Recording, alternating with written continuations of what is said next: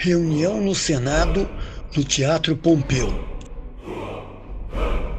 O prédio antigo do Fórum estava sendo reformado. Júlio César chega com Marco Antônio, mas sem os guarda-costas. Assim que ele se instala na sua cadeira, um senador entrega uma petição para ele poder examinar. Um senador chega para Marco Antônio e o chama para conversar lá fora sobre um determinado assunto. Diversos senadores cercam Júlio César para conversar sobre a tal petição. Começa uma discussão entre Júlio César e os senadores. De repente, do nada, um senador crava um punhal na barriga de Júlio César. Como se fosse uma espécie de senha, todos os senadores começam a atacar e esfaquear Júlio César.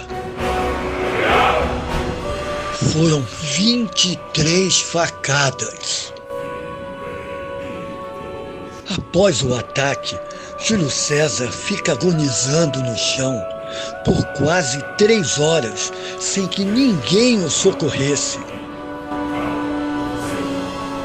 Ele acaba morrendo em frente à estátua de Pompeu.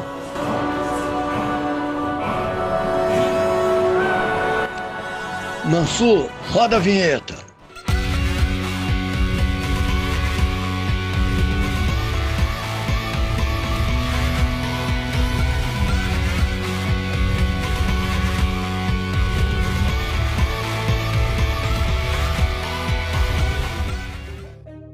Afinal, por que mataram Júlio César? Bem, para respondermos a essa pergunta, vamos ter que voltar no tempo.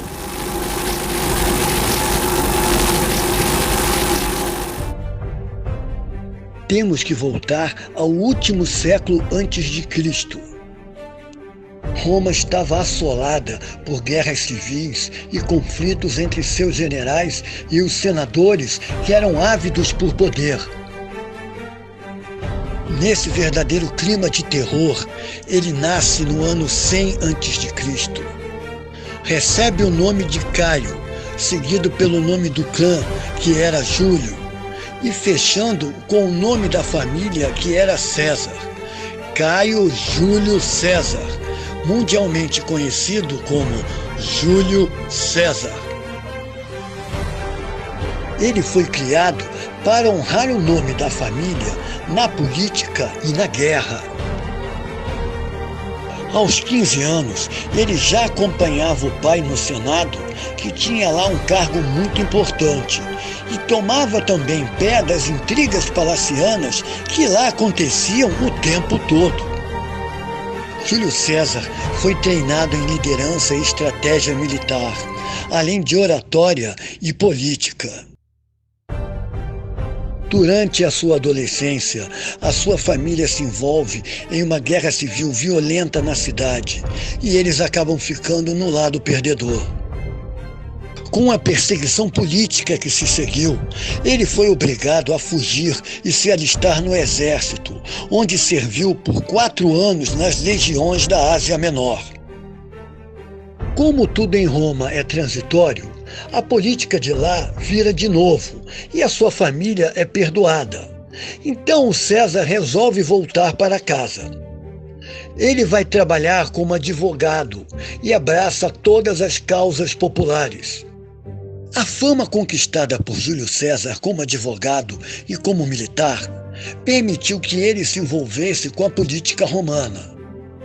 Assim, ele foi eleito para importantes cargos como de tribuno militar, pretor, edil, pontífice máximo da religião romana e, finalmente, é nomeado governador da Espanha. Júlio César, um ano depois, já retorna para Roma como senador e se casa pela segunda vez com uma mulher muito rica. Júlio César era muito ambicioso e ele gasta rios de dinheiro com os seus empreendimentos políticos e o seu estilo de vida. Nesse momento de sua vida, no ano de 60 a.C., ele se alia aos dois homens mais importantes de Roma. Primeiro, Marco Licínio Crasso, simplesmente o homem mais rico de Roma. Segundo, o grande general Pompeu, que era o general mais brilhante que Roma tinha. Eles acabam formando o primeiro triunvirato.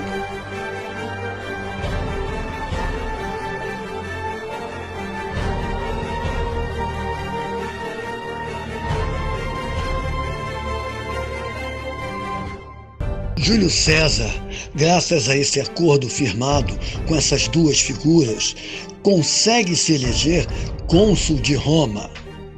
Quando termina o ano consular dele, para se perpetuar no poder, ele consegue se eleger governador da Nabonésia, da Gália Transalpina e da Gália Cisalpina. Só que ele queria uma guerra de qualquer maneira. Ele estava com muitas dívidas e ele queria também um triunfo.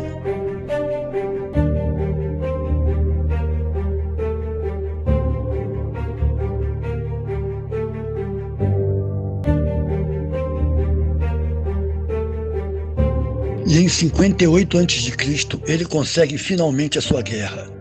Ele intercepta e destrói totalmente uma tribo bárbara que migrava dos Alpes para o território italiano. E aí, no embalo, sem a menor autorização do Senado, ele simplesmente invade o norte da Gália e parte para cima de terras ainda não conquistadas. As conquistas de César eram avassaladoras. Mais de 60 tribos gaulesas foram incorporadas ao mundo romano. Lentamente, a Gália foi sendo conquistada e a Europa Ocidental acabou se tornando parte da República Romana. Durante 8 anos, Júlio César travou batalhas cruéis e sangrentas dentro daquelas chamadas Guerras Gaulesas. E ele provou ser um líder nato e um general brilhante.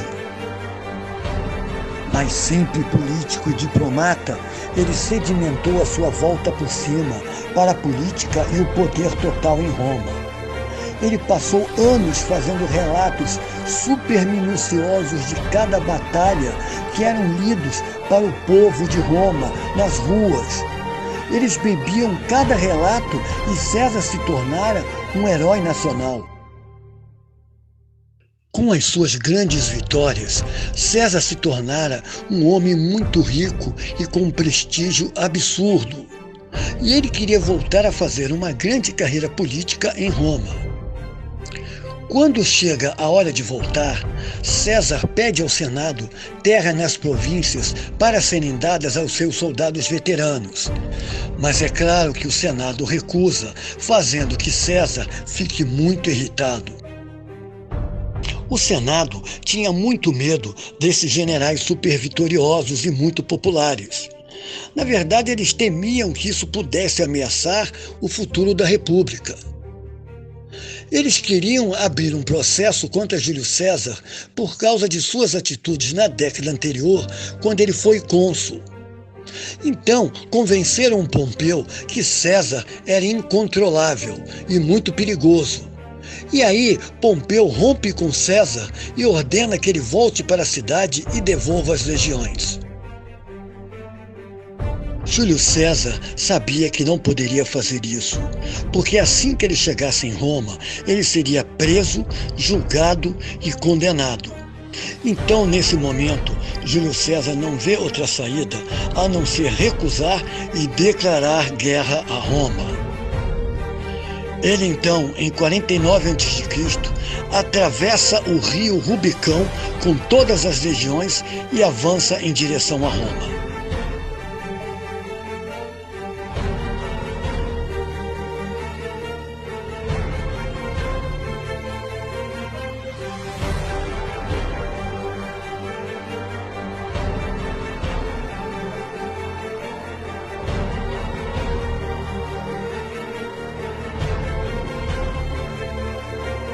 Os senadores entraram em choque e viram que nada iria bloquear o caminho de César à cidade. E aí, sem nenhuma outra saída, eles abandonaram Roma. Pompeu e os senadores foram fazer a resistência em diversas batalhas no norte da África e na Europa. E acontece uma grande batalha na cidade de Farsala, na Grécia, onde César ganha de forma avassaladora de Pompeu, que consegue fugir para o Egito, onde ele é morto.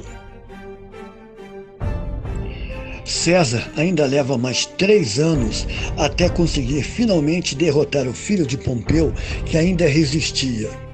E finalmente, em 45 a.C., a guerra civil em Roma termina. Júlio César perdoa todos os seus desafetos no Senado. E eles, por medo ou respeito, ou ambos, faz dele um ditador vitalício, uma honra e um cargo nunca antes dado a ninguém. Ele consegue, então, o que ele sempre quis, ou seja, assentar os seus soldados veteranos em terras públicas cedidas pelo Senado. E começa também a planejar e executar obras gigantescas, como portos, estradas, templos e canais, dando milhares de empregos para a população de Roma. Começam também os preparativos para uma grande campanha militar contra o Império Parta, que era grande rival de Roma no Oriente.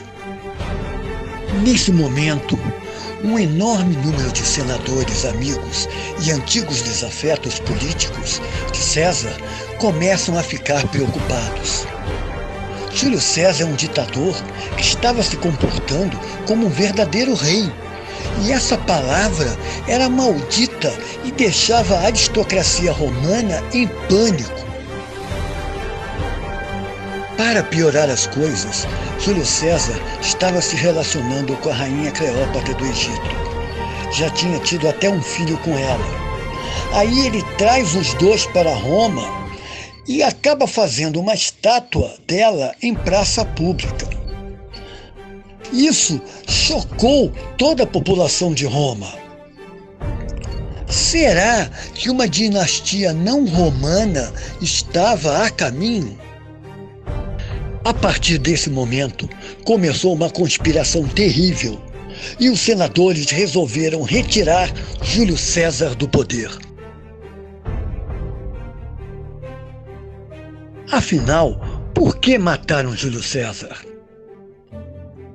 Medo da aristocracia perder todos os direitos e privilégios de quase 500 anos?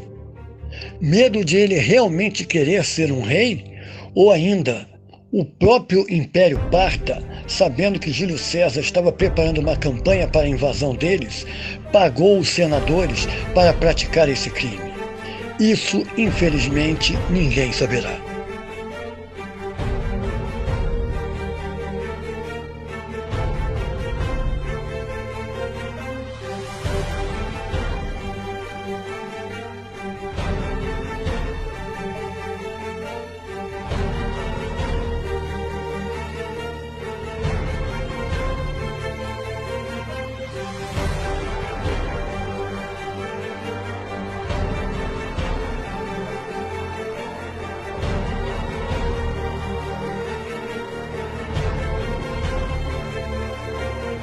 Ruínas atuais do Teatro Pompeu, onde morreu Júlio César.